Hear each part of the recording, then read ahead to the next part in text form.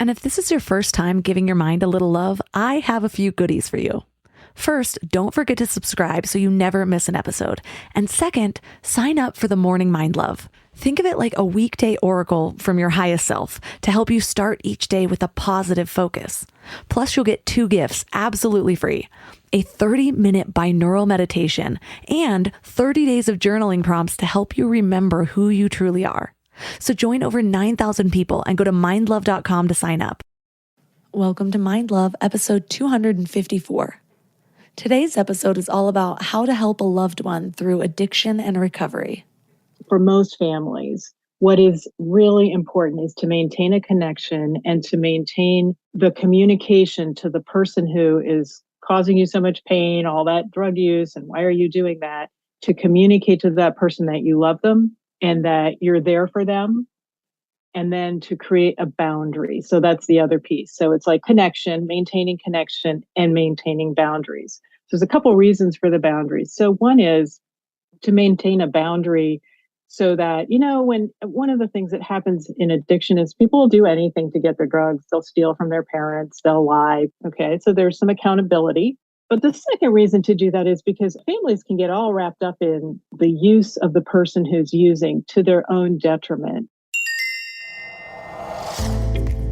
Turn up your frequency with Mind Love. Bite-sized brain hacks for seekers, dreamers, and doers. It's time to give your mind a little love with your host, Melissa Monti.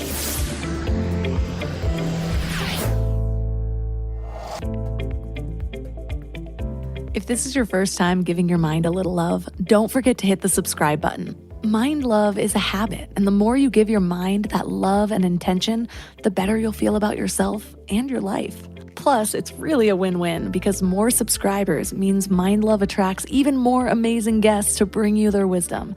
So don't forget to subscribe. Today, I'd like to share a review from Sarah Sophia, who says, I stumbled across this podcast months ago, and I love the insight and inspiration. I'm also a huge fan of the Morning Mind Love, and I highly recommend signing up for it. Short and sweet, but I absolutely love it. Thank you so much for taking the time to write this review. Like I said before, it means so much to me. Sometimes I wonder what's harder: struggling with addiction or watching someone you love struggle and feeling totally helpless. Having gone through multiple forms of addiction myself, saying that the personal struggle is worse seems obvious. But now that I have a son, I cannot imagine watching him go through what I did. I would much rather it be me than him. What's also difficult, even though I went through the depths of it, is figuring out what even worked for me. I know which practices helped. I know what I had to do to create a supportive environment. I know what I still have to do to maintain my sanity. I know what circumstances led to me finally making a change. But what I'm not sure of is what anyone could have done to get me there faster. I've had a lot of people reach out asking for advice for their struggling son or daughter or husband, so I know that a lot of people are affected by addiction, whether or not they're going through it themselves. Sometimes I really feel for my mother. At the time, she was just this nagging voice who didn't understand anything I was going through. I remember rolling my eyes at her concern, avoiding her calls, tuning her out whenever I heard her voice. I just wasn't in a place to connect or hear her at all. And maybe we can't speed up someone else's lessons. Maybe that's not how it works. But what's trickier is that often the things that we do to try to help actually make the problem worse. So even in our best intentions, instead of speeding up recovery like we hope to, we could even be slowing it down. So what do we do? How can we help a loved one both before they're ready to help themselves and then when they're starting to see that there could be a better way? Well, that's what we're talking about today. Our guest is Alison Webb. She's a recovery ally, advocate, author, and seasoned public health specialist. She's also the author of Recovery Allies: How to Support Addiction Recovery and Build Recovery-Friendly Communities. So 3 key things we will learn are how a history of trauma affects recovery, how allies can reduce the shame and stigma that can prevent people with substance use disorder from asking for help, and how to support your loved ones with the 4 pillars of recovery. You know what I'm tired of? Spending mental energy deciding what to eat. It's not just the cooking or the shopping either. It's the constant decisions. What sounds good? What do I have ingredients for? Is this healthy enough? Do I have time to make this? But I've learned that shopping, planning, and cooking food really can be simple and stress-free, which is why I love Hungry Root. Hungry Root takes the stress out of mealtime by filling your cart with personalized picks and planning your week of meals, getting smarter with every order. With over 15,000 recipes to choose from each week, many ready in just 15 minutes or less, it fits into actual life.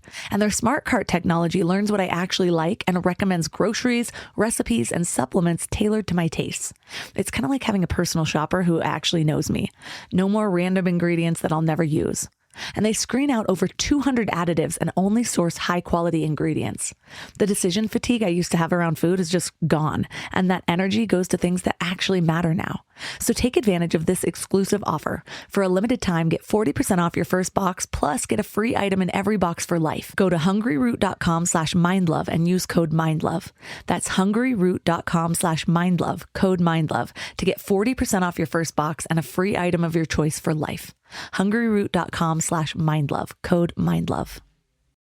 Not great with finances? That's okay. Experian is your big financial friend. Explore credit card offers, some labeled no ding decline, which means if you're not approved, they won't hurt your credit scores. See Experian.com for details. Applying for no ding decline cards won't hurt your credit scores if you aren't initially approved. 2025 Experian.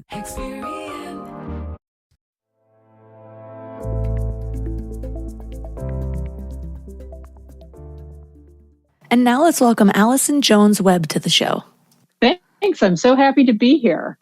So what sparked your passion for helping support people through recovery and addiction? I, like so many Americans, come from a family where there's a lot of substance use.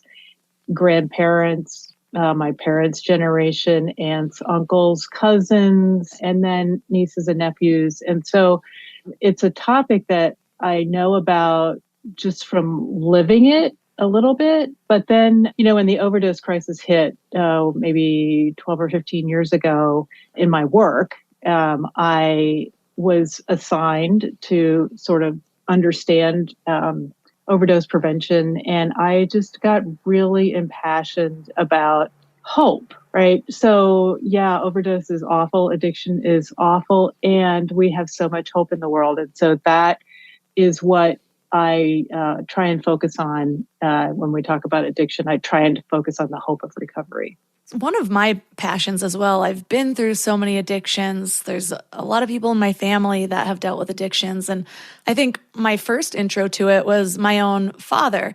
Thankfully, I didn't witness his addiction much. I guess my mom did those first few years until they got divorced. But thankfully, he really switched his lifestyle around, mostly motivated by me. And so I saw him in recovery. I only knew the sober version of him. And I was the kid playing with blocks in the corner of the NA meetings and the AA meetings, hearing testimonies I probably shouldn't be hearing when I was way too young. But it really did leave an impact on me. And part of it in the way of, it's kind of interesting how I fell down my own rabbit hole of addiction after my dad died. But I think one of the reasons I was able to get out of it is knowing what was possible through him and being exposed to so many people at such a young age. So it wasn't just this new thing that I had no idea how to get out of. Maybe there was a part of me that let myself fall because I'm like, when I'm ready, I know that there's steps, there's people that'll catch me, there's communities. And so I've thought about it a lot though, because I've had people reach out and they're like, well, what helped? My daughter's struggling with bulimia, or my son's struggling with opioids, or whatever it is. How do I help? And it's such a difficult question. And it's not helpful to a lot of people when they learn that recovery outcomes are so poor. Why do you think that the statistics for that are lower than we would hope that they would be? So I'll say a couple things first. So, I've talked to so many people who understood that if they were going to have a relationship with their children, they would have to change their lifestyle. And so I understand exactly where you're coming from as that child in the NA and AA rooms, is that it's a huge motivator. And it's a way that people sort of find their way to changing their lives and learning how to care for themselves, as well as caring for that little kid that's playing with blocks in the corner. And so it's a familiar story. And I wanted to say a couple words also about family. So, in my family, we never talked about anything, including substance use. And so what I have noticed with people in recovery is that often, not always, but often in their families, they learn how to talk about what's going on, and not just about the substance use, but about some of the reasons people are using, emotions people have that often we just don't bother talking about. Things get bottled up, things get misunderstood, and so forth. And so I do want to just talk a little bit about our record keeping and statistics on substance use disorder as a condition and recovery. So our statistics and record keeping are very poor. And so we actually don't know from a hard and fast statistical analysis what the outcomes are. But generally, the data do show us that most people who have a substance use disorder, mild, moderate, or severe, will recover, most people. And that for people who have a more severe addiction, it's about 50%. So I think what happens when we are discouraged about the outcomes is that we see the poor outcomes and not the positive outcome. So that's one thing that I'll say. I think also, oftentimes when people get on the other side of their addiction, they're not particularly interested in talking about it. They want to move on. And so the recovery side of things is much less visible than people who are living with addiction and the consequences of their addiction.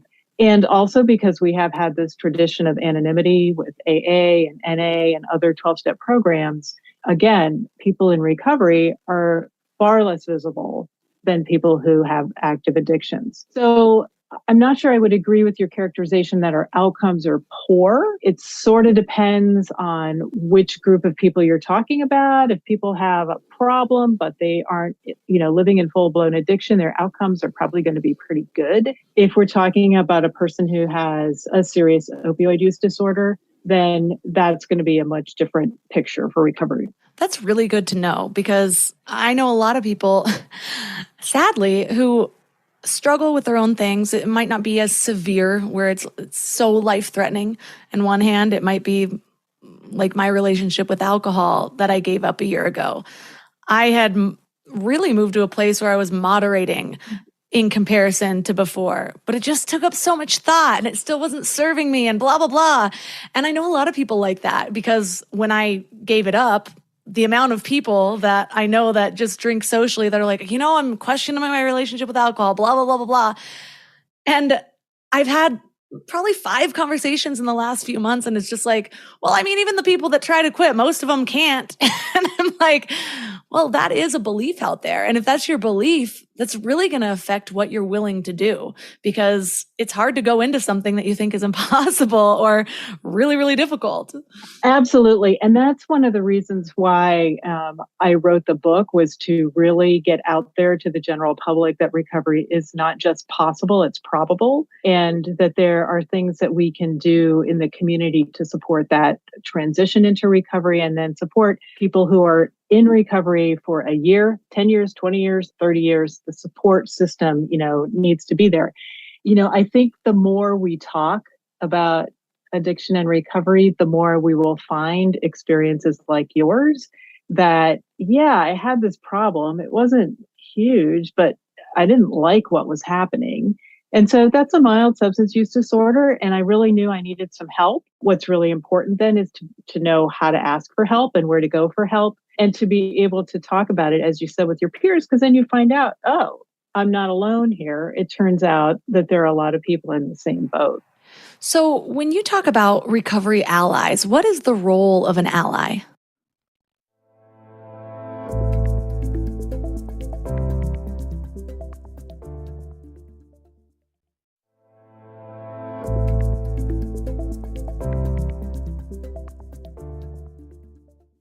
So, when you talk about recovery allies, what is the role of an ally?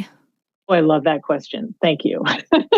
An ally generally is a person who probably is not in recovery herself, but wants to find a way to support either another individual in recovery or to support generally the recovery community. So the recovery community is huge. And as we were just talking about, people who have a severe problem or a mild problem, people who identify in recovery sort of span that whole continuum of substance use disorder. And so there are a lot of things that allies can do to support that entire community as well as to support an individual. And so an ally is going to be somebody who cares about the issue. I heard a woman a couple of days ago introduce herself as, my name is so-and-so, and I'm an ally because I just care about recovery. Other people find a passion in the issue because there are so many sort of human rights and social justice issues that happen to particularly people who are currently using drugs, who are using illegal drugs, and they get pretty passionate about human rights for those folks and social justice because we know that addiction hits different communities at different rates. It's not the same. And so there's some injustice there involved of why does it hit brown and black communities harder than other communities? People get involved for that reason. But in my experience, for the most part, allies have been touched by addiction. And it's very often in their immediate family. It's very often children. And very sadly, it's often children who have passed because of an overdose. And that creates anger. It awakens the heart. It creates a desire to do something. And so all of those folks kind of fit into the category of allies. Yeah, I know so many people that have been addicted, let alone, touched by addiction. So it's really difficult this day and age to not be touched by addiction. And I find that people handle it a couple of different ways. They either become hardened to it, like they have, I'm thinking of a couple people in particular where they just have no patience for it. They do not understand it. And those people tend to have not dealt with their own addiction, or they are currently dealing with their own addiction that they're making excuses for. Mm-hmm. And then there's the people that are trying. They're trying to learn about it. And then there's the people who ignore it completely. And so it's difficult to really know what to do, because if you see someone struggling, even I go back and forth with, sometimes I do feel like the best thing is to allow people to hit their own rock bottom. Because I found that when people were cushioning that for me, I tended to pull them down with me, or it would make my rock bottom even lower because it wasn't that uncomfortable down there. You know what I mean? Mm-hmm. But then at the other hand, I'm thinking of a family member whose mother just kept taking him in. And there's the balance of trying to figure out, well, yes, of course you want your child to be able to come home. And are you making this easier for that person? Like, where do you even start around that? And then also, when you're looking from the outside in, it's so easy to kind of judge other people's issues. And so I even know people who are like, yeah, but that person's addicted. Clearly they need to give this up. And it's like, look at your own life. You know what I mean? So I guess to start, define addiction, because I know that you say that it's not as straightforward as it might seem. So, if you ask a healthcare provider, they will give you the brain disease model that your brain becomes used to using a substance, needs it in a way that creates a compulsion, and then you can't control your use. If you speak with people who are more interested in our social lives and the sociology of addiction, they will talk about the alienation that we often feel, either from ourselves or from others around us, that cause us to turn to something to give us a connection. And people get pretty connected to the drug that they're using. You can talk with psychiatrists who, in particular, focus on adverse childhood experiences, people who have just had tremendous pain in their childhood and or later on in life, but pain that often leads them to use a substance that kills the pain. And so those are sort of the roots of addiction. The sort of the symptoms of addiction are things like, a compulsion to use regardless of what the consequences are. And so even when you know that you're supposed to be, watching your child, you decide to pick up a drink and then another one and then another one, even when you know that you're not at your best while you're watching your child. And it can spiral pretty quickly just because of the way substances work in our brain. So I guess the answer is that, there is this brain aspect, and you could call it a disease if you want to call it a disease. That's helpful for some people.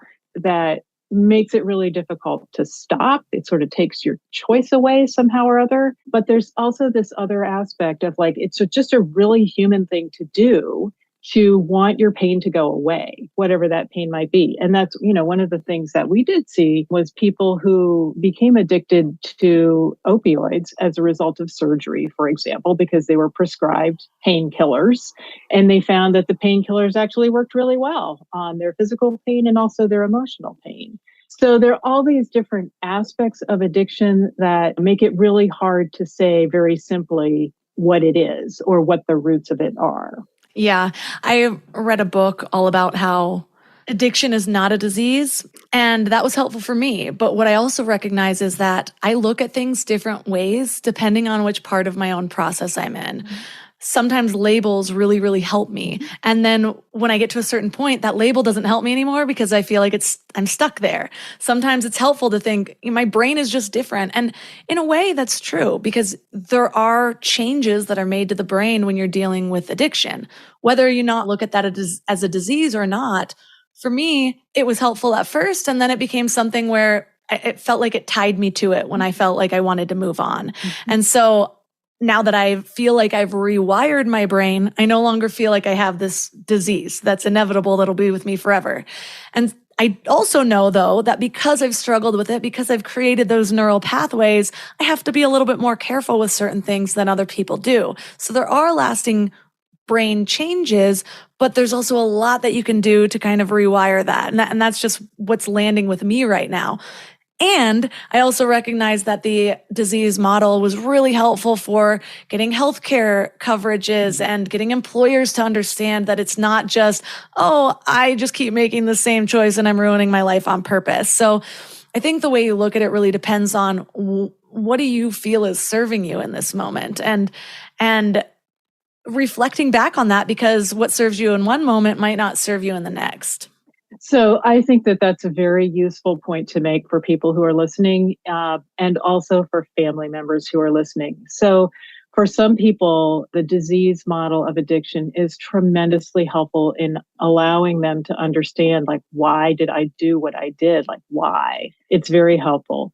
And, there is this phrase in the 12-step programs, once an alcoholic, always an alcoholic, or once an addict, always an addict. And for some people, that is very helpful because it reminds them every morning when they get up that if they start using again, life is going to go haywire, and that is their condition. For other people, it's really more like a life sentence, oh my gosh, this is forever. And so, I would think you're right. It depends on where you are. It depends on who you are. For family members who watch someone that they love do these things that are just incomprehensible, going out at night, being in unsafe places, using substances when they don't know what they are, just doing really unsafe things, it's very often helpful to understand that, look, that they're not trying to do this to make you mad or scare you or what have you. It's not personal, that there is this disease aspect of it. There are other people who think about the disease aspect as a spiritual malady. And again, that could also depend on where you are in your own recovery. For some people in the religious or, in the faith community, understanding that addiction is a disconnection that a person may have with their creator or with their soul is also often helpful. That this is just this isn't willful act. This is like a broken soul or a soul that's in pain. Looking at it in all of those different ways at different parts of my journey has also been helpful for self-forgiveness, because now that I've moved on, now that my brain is acting differently, now that I understand where I am and I can make conscious choices, it's easy to look back on that former self and just think how stupid, how much of your life did you waste, But I also recognize that it was that girl that got me here. with all that she was struggling with her brain not functioning the way my brain does, with this pull towards these substances that she couldn't get rid of, she still made decisions to begin to step out of that. And so she laid the building blocks for where I am now. So, and I think that's important because I do think that for a lot of people, they move on in one aspect, but they kind of get stuck in that self-forgiveness. It's hard to forgive yourself after you make what you think of as mistakes. And it's easy to take who you are now and judge who you are then. And so, you see it from the outside. It's just like, the mother with a perfectly working brain, like you said, saying like, why are you doing this? Like, it's so dumb. Like stop it. Can't you see what everyone around you can see? And I touched on earlier how people react differently to that. Like, do you keep allowing them to come back? Do you cut them off? Do you let them just really feel the weight of their own downfall?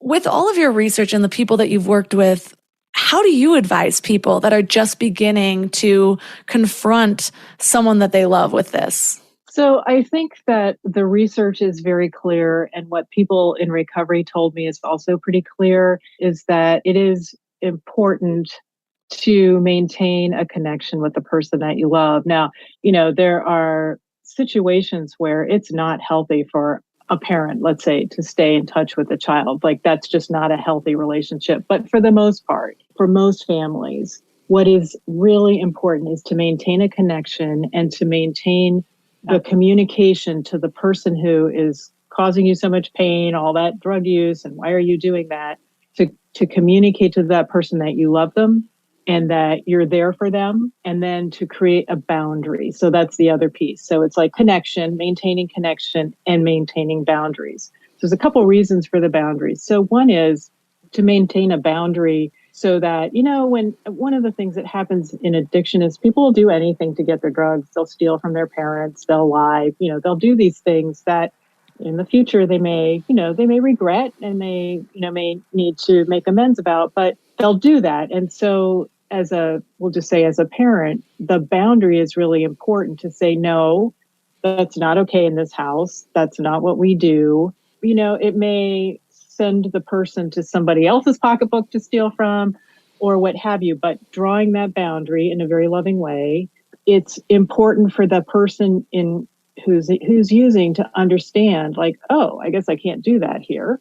Okay, so there's some accountability, right? But the second reason to do that is because as a family member, families can get all wrapped up in the use of the person who's using to their own detriment. And so they don't take care of themselves. They don't take care of their own relationships with each other.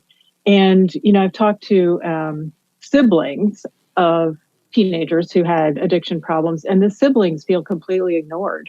And so that's not a healthy family environment either. And so those boundaries around what you can and can't do in our house and what we are going to do, the rest of us, we are going to do to take care of ourselves are really important. Doesn't mean there's going to be a happy outcome anytime soon. And I think that's a really important message, which is there's no silver bullet. It's not magic. It's a lot of hard work on everybody's part. And that's why maintaining that loving communication is so important, because when the person's ready, you want to be ready also to say, yes, I want you to come now and we'll go together to the doctor's office or whatever it is, wherever it is you think that treatment is available.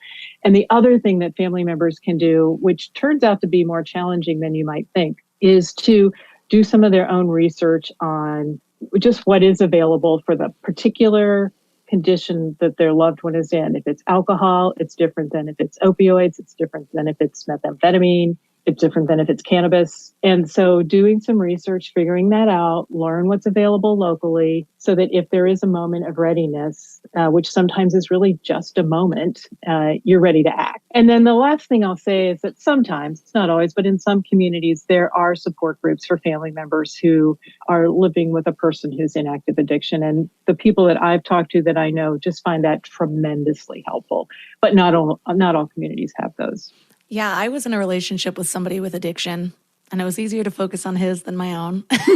So when his was worse, I'm doing air quotes right now, than mine was at the time. Mine was kind of developing.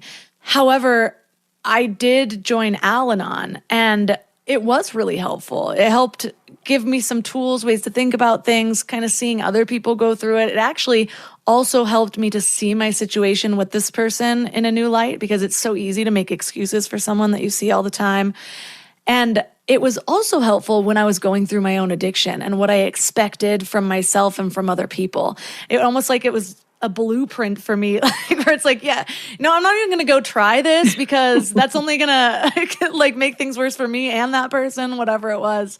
But most people do know about 12-step. And I know you say that there's different pathways for recovery for all of these different issues that people deal with. What are some examples of some that aren't just AA or NA?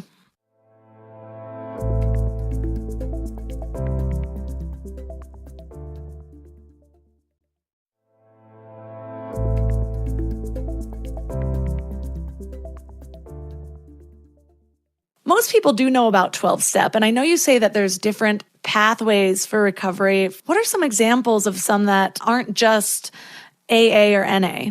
So I appreciate that question, because I think, in this country for so long, the only available help was AA or NA or Cocaine Anonymous, the other A's, the other anonymous programs. It's probably surprising to you that more than half of people who are in recovery don't receive any assistance at all. They're called self-healers. It's about, let's say 50 or 60%. And so they figure out on their own what it is that they need for help. And so sometimes people read books. People may get counseling for some of their internal conflict that doesn't have to do with alcohol, but has to do with like why, they're deciding to drink.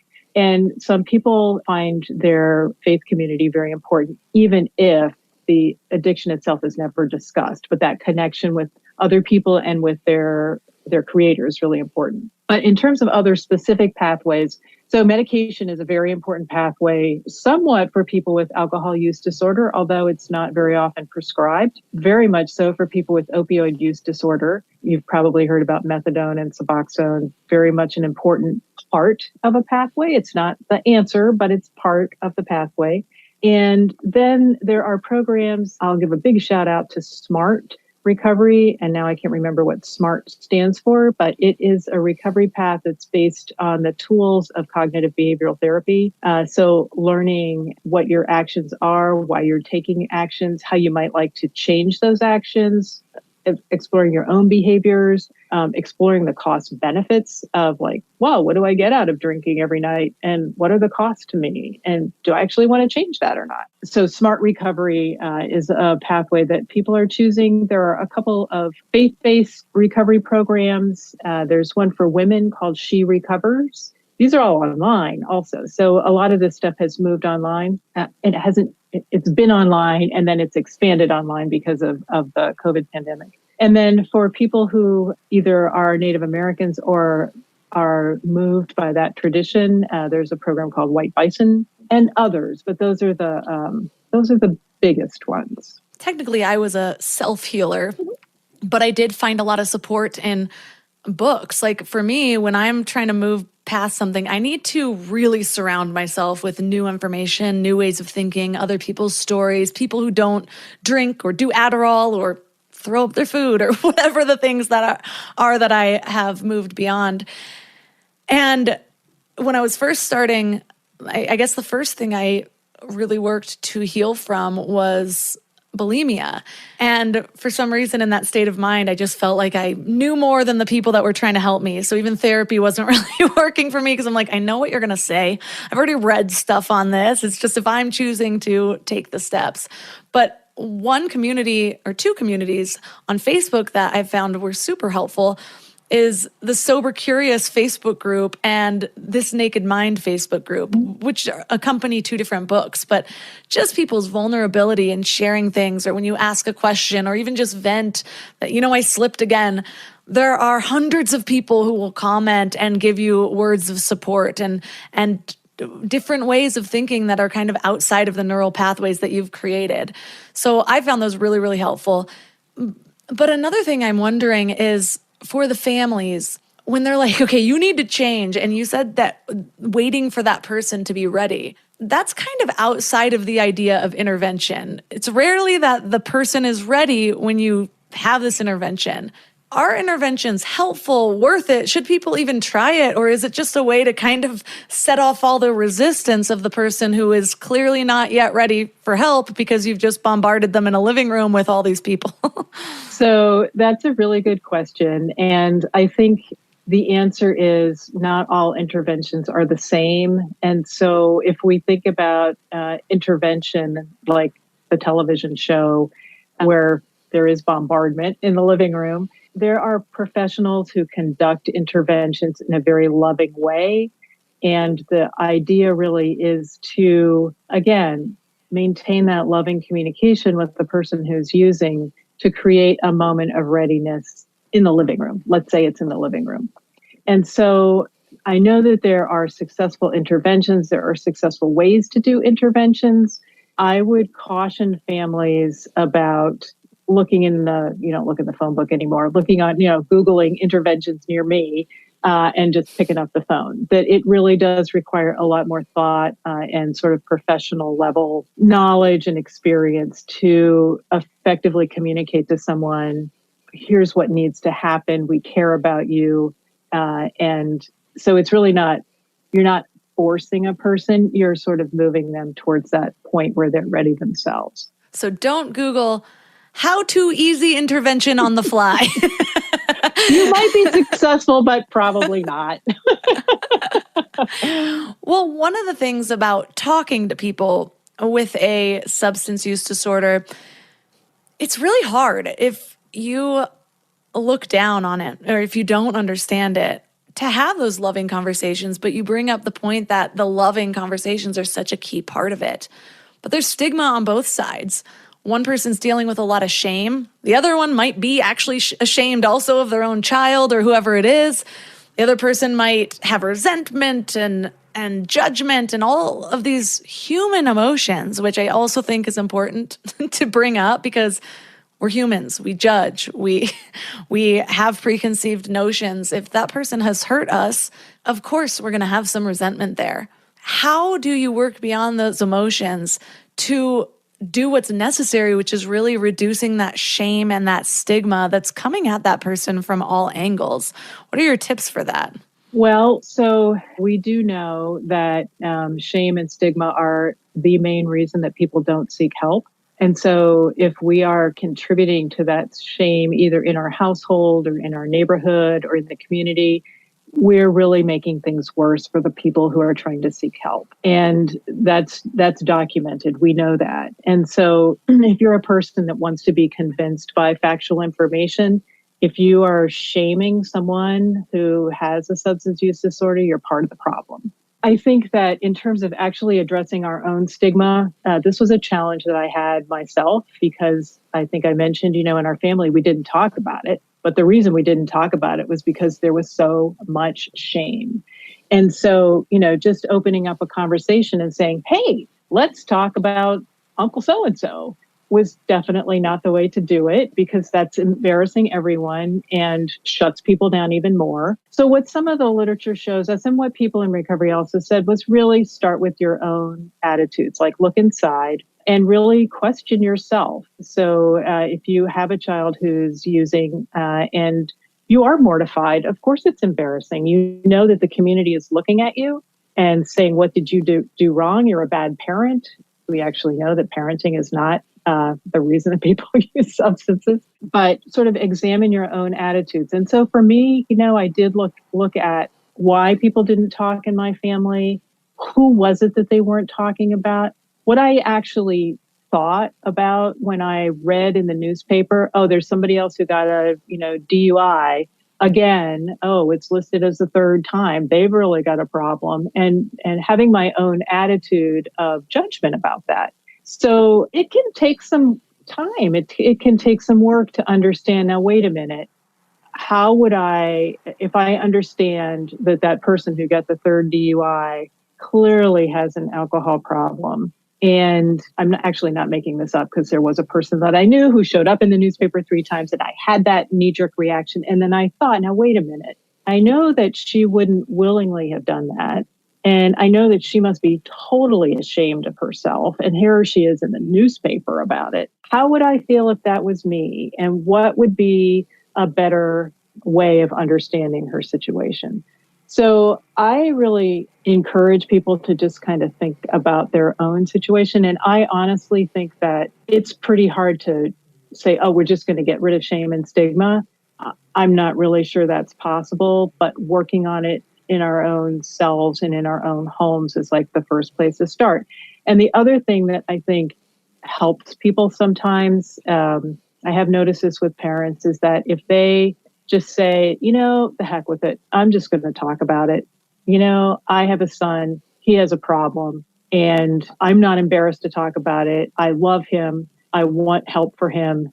And I want other people to understand that, he's a good kid, or whatever your approach is. And so those are the things that come to mind, when it comes to shame. But, families are shamed. Families are absolutely shamed. And so we bear the shame, but we also bear the responsibility of speaking out. Yeah, I feel like my big takeaway from that is if you're approaching someone or hoping that someone's going to do the work to get out of something and you want to be a support system, you're going to have to do the work too. And they always say addiction's a family disease, and it really is, because it affects everyone around them. And the more that you want to help, the more it likely will affect you because you're choosing to insert yourself into that. And there are ways that you insert yourself that only do more damage versus ways that can help. So if you really do want to help, then showing up for that. And I will say the work I've done on both sides, first trying to help somebody else, then trying to help myself, and now trying to help other people again, it's rewarding in all of the ways. You grow. Like, it's not just about having your vision, tunnel visioned on somebody else and getting frustrated when they don't do all the things that you hope they do. You work on your own, triggers, your judgments, and I feel like I've really become a better person through that process. So when you look at it that way, then it's not just this waste of time and this person's taking all of your time. It's really kind of a dance together in your kind of combined evolution in a way. But I'm wondering, for a lot of people that struggle with these things, they come from a history of trauma. And so they might be working on the addiction, but there's all of these underlying things. I've had so many conversations with people too, where it's kind of that judgmental, like, I don't understand this person. They keep going back to this. And all I can see, because I do this for a living, I have these conversations, is look where they came from. Like, do you really expect that they would have known a different way out? And so what do we have to know about how someone's history of trauma affects their recovery?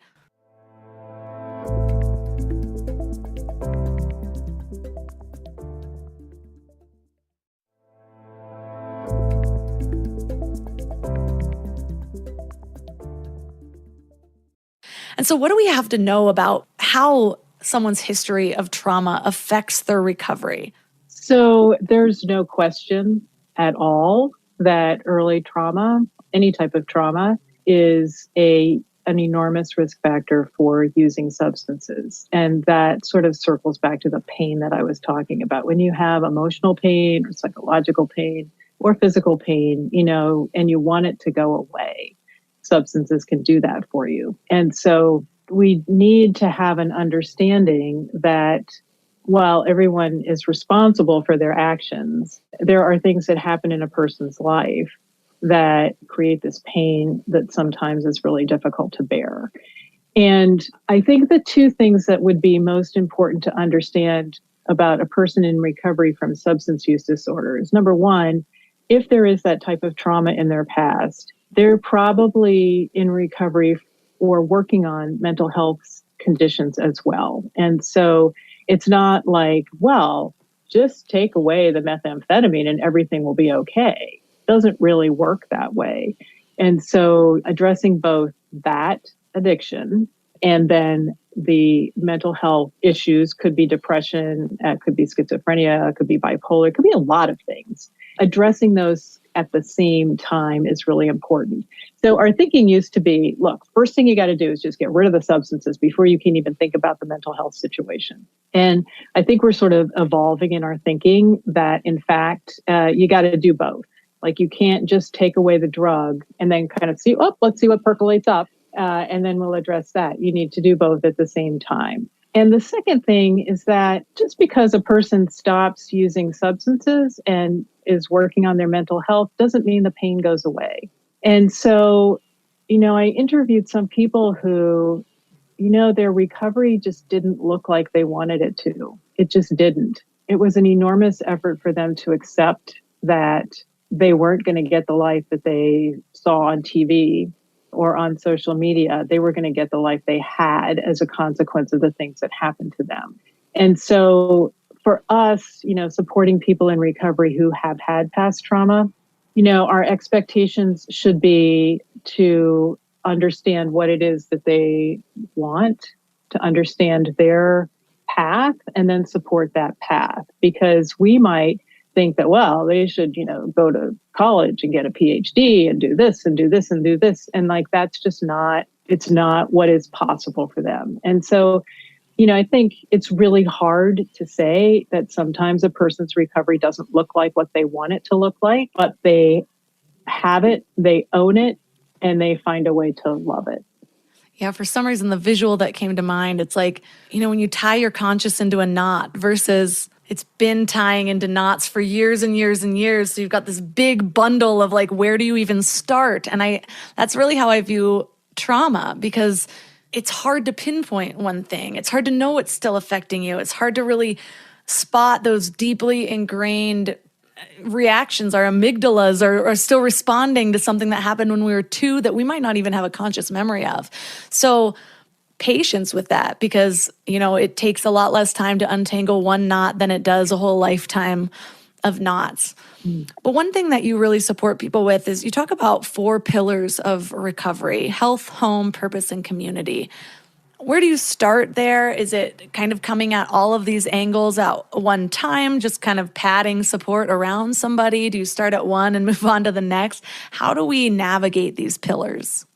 So those pillars are based on research, things that we know that people in recovery need. And it's people in recovery, usually from a pretty severe addiction. But we all need those. We all need a home. We all need, we need our health. We need a purpose in our lives, and we need community. And so it's important to understand where a person is in her recovery. So if it's early recovery from a severe addiction, this person may be homeless, or may be coming out of incarceration, or maybe in unsafe housing. And so if that's the situation, housing is pretty much the first thing that needs to be straightened out, because if you don't have safe housing, it's really pretty hard to maintain any kind of a healthy lifestyle. But if you're a person who you're 50 and you've just been drinking way too much and you still got your job, but things aren't going terribly well, you've got your house, right? So you're already there with that one. And so you may need to be looking at your health, right? So it's sort of looking at where the person is and what they need most immediately. Very often it's housing and safe housing. And so what does safe housing mean? So safe housing means an environment where you get the support and connection that you need to feel like you're a part of something bigger than yourself. It also means a place where you're held accountable for what you do. These are all steps towards having a healthy lifestyle. And then it means a place where you have an opportunity to do something meaningful. So often for people in early recovery, doing something meaningful is volunteering, because they don't have the bandwidth for a job at that moment. Or so doing some volunteering or work, starting to go back to school, working to get your kids back. That is an enormous motivator for people who, have just had pretty lousy things happen to them, including having their kids taken away. And so oftentimes, okay, well, that's a priority, getting my kids back. And so what is it that I need to do if I am working with the state, which now has responsibility for my kids? What are they telling me I have to do? That's my priority list, right? But further along, in the recovery journey, as people become more stable in their physical lives, so they've got their housing straightened out, they've got a safe place to live, and they've dealt with health issues. So there are very often health issues that come along with being in early recovery that need to be managed. Getting a good doctor is really important, and dealing with your spiritual life, so your spiritual health as well. These things all kind of come along. And then you reach a point where you're really ready to have a community around you, in addition to maybe those people that you're living with. And so reaching out to other people in the recovery community seems to be so critical. And, you were talking about the online forums with, where people would give you advice, or Facebook, groups. Peers are just so incredibly important at every stage of recovery, but all along. And so reaching out and finding people that can support you. So that's sort of the community aspect. So I think that the overall answer to the question is, well, it sort of depends on where you are in your recovery and how severe your substance use disorder was, as to where, kind of what you look at first. And the other thing is, if you're a family member and you really want to offer support, here's the first thing you do. You ask the person who's in recovery, what's most important to you right now? It might not be the answer that you want to hear.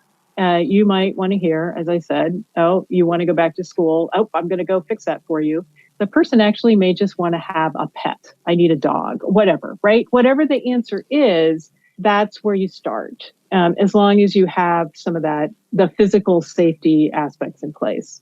I also want to ask about relapses. I know for a lot of people, especially when they're watching somebody else, or even if they're going through their own relapse, it can be really easy to be like, oh, now I'm starting from scratch, or I just wasted all of my work. What do you know about relapses? Are people more likely to recover if they've recovered in some way or to some degree before? How do you coach people through that so they don't just lose all their hope when they either witness it or they experience it themselves? So that's a really important question, because relapse is sort of part of the disease of addiction. If you think about it as a disease, it's certainly a part of using drugs. One of the ways that we are thinking about return to use, as opposed to calling it a relapse, but a return to use is, okay, that's happening. What do you want to do now? Still want to use? Want to try something different? But also, how could we use this as a learning experience? And so often in a person's career as an alcohol or drug user, they may have had a day, they may have had a week, they may have had 2 weeks where they just said, okay, I'm done now. And it only lasted a day, or it only lasted 2 weeks, or it only lasted a month. But those are all experiences of what it's like what was it like to not use? What was it like to pick up again? That inform where you're heading if you think your direction is to just not use at all. And so both those periods of not using can be considered part of recovery, right? A change in trying to make your life healthy. And then when you return to use, also an opportunity to learn. So one of the problems with this approach, however, is that for people who use opioids, a return to use can be deadly. And so with the drug supply the way it is now, and just because of the nature of the way opioids work in our brains, returning to use after not using for a period of time can precipitate an overdose. And so from that point of view, a return to use, calling it a learning experience, is kind of hollow because it can be very dangerous. For me, and I recognize that my experience with giving up alcohol was very mild in comparison, because I got to this point of moderating. It wasn't really negatively affecting a ton of people around me anymore. It was my own personal thing. But I gave up drinking for a while. Then I got pregnant, so I wasn't drinking. And then I was kind of glorifying it in a way. I was just watching the other people on the patios and whatever. And, I could do that. And I wasn't craving it quite as much. And so I did return to use. And that was really important for me because I was able to experience what it was like without it. And then all of a sudden be really honest with myself of what it was like with it. And it made it so much easier for me to stop the next time. And so on some level, even if somebody's experience is so much deeper than mine, where they go back to destroying parts of their lives and those around them, at least they had a taste of what it may have been like. And I know you can watch shows like Euphoria, where the main character is sitting there in her recovery just wishing she was still doing it. But I can clearly see after this conversation, she didn't have any of those pillars of support. I know I'm talking about a show, but it's one that a lot of people watch. And And so that is why it's so important, because is that recovery period something that's actually a supportive environment with loving people around where they're making something of their lives, finding purpose, or are they just stewing in their old life without any of the things that numb the pain? And so that's so important. But the last thing I want to touch on, because I think it's really hard for people, allies, to understand, is the methods of harm reduction. We have a few of those, and it can be anything from providing clean needles or safe injection sites, decriminalizing drugs. And it can be looked at as two ways. They're going to do this anyways, so might as well make sure they're not getting all these other diseases with it. Might as well, it's like, I'm the cool mom. You can drink as long as it's here and I'm here. It's like that. But on the other hand, people can look at it as a way to enable these really dangerous habits. What should people know about harm reduction?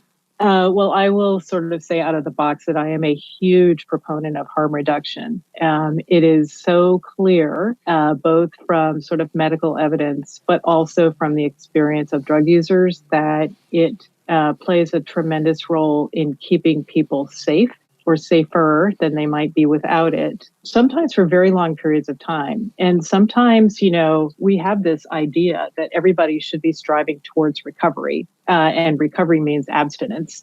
And somehow that also means, some very traditional lifestyle, when in fact, that is not the goal that a lot of people have in their lives. And so for people who either want to use drugs or are not at a point where they want to stop using drugs, harm reduction services are super important. So, the traditional harm reduction services are clean needles, clean supplies, other types of supplies, and then often like a referral to treatment or a referral to a healthcare provider. So a place where people go to get their supplies, make a connection, maybe get some healthcare, maybe get some counseling, and then maybe a referral to treatment if that's what they want. And so that's the traditional view, and sort of expanding that now, as you mentioned. So legalization of drugs, or at least decriminalization, is part of an approach to harm reduction. And there's this notion, which it took me a really long time to understand,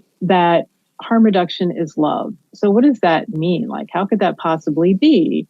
But in fact, supporting people where they are in their lives, whether they're using drugs or not, is a really important way that we support each other. And so supporting someone who's using drugs with love and also with services is a way of accepting, okay, this is where they are. Again, might not be where I want them to be, but it's where they find themselves because of their life circumstances, because of the world around them. And what we want to do then, while they're in that spot, is to keep them safe. It's a tough concept. It's a very tough concept. And I think one thing that I have noticed is that mothers in particular, but fathers also, of young people who have died from opioid overdoses, is after they go through this wrenching grief, which probably never ends, they come out to the other side on harm reduction and say, well, of course we should support harm reduction. It's what keeps our young people, or keeps on, in that case, our child safe. So I think that our old ideas about harm reduction from a medical point of view, and also sort of, it's chronic drug users, we're just trying to keep them from spreading HIV into the general population, those are not our attitudes any longer, that they're broader than that. Well, thank you so much. What I've learned throughout my lifetime is that so often what we think about as a common sense approach is really the opposite of what we should be doing. Even when I was a crisis counselor, I remember going through training and thinking, this is how we do it? Like, all of the things I wanted to do that I thought were just, of course I'm going to do this, are actually recommended against. And so it's so important to educate ourselves if we're really trying to be an ally and trying to support somebody through something, especially if we haven't had that personal experience ourselves. So I know that I get this question all the time. How do I support my loved one? And now I have the episode to point them to. So for listeners that are interested in learning more about you, the services that you can help guide people towards, and your book, Recovery Allies, where's the best place for them to connect with you? They can go to my website, which is pretty easy, AlisonJonesWebb.com. And there's more information there. They can email me from the site. That's probably the best way to do it.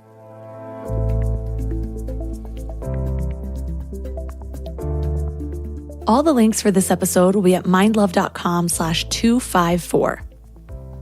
Your challenge for this week is something that we didn't necessarily cover in the episode. But if this is an episode where you're like, yes, I need a challenge, this episode was for me, this is what I'm struggling with, what I'm going to ask you to do is your own self-care routine. A huge part of this process is learning to let go. And as difficult as it is, trusting that this person is on their own journey, knowing that whatever happens is and was always outside of your control. And if you're spiritual, the way I like to look at things is that this is the path that soul chooses to learn through. And I know when you're going through it, it's so much more difficult to accept something like that. And if you're like me, you find yourself arguing back like, what kind of woo-woo bullshit is this? This is not what was meant to happen. This is not the path that my son or daughter was supposed to take. But the thing is, what else can you do?